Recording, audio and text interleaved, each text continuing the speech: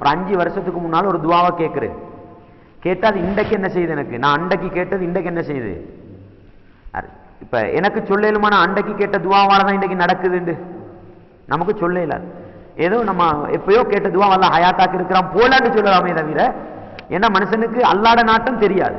அல்லாஹ் எதை வச்சு நமக்கு ஹயாத்தாக்கினான் நமக்கு தந்தான்றது தெரியாது. எனவே அது ஒரு தனிப்பகுதி, அது மறைவு ஞானத்தோடு சம்பந்தப்பட்ட ஒரு பகுதி.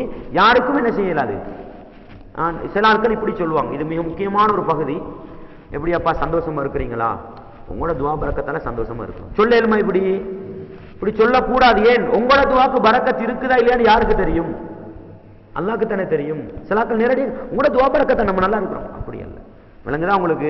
என்ன சொல்லலாம், அல்லாஹ்வுடைய நாட்டத்தில் நல்லா இருக்கிறோம். உங்களோட துவா ஏற்றுக்கொள்ளப்பட்டதா ஏற்றுக்கொள்ளப்பட மறுமையில போய் தான் பார்ப்போம்.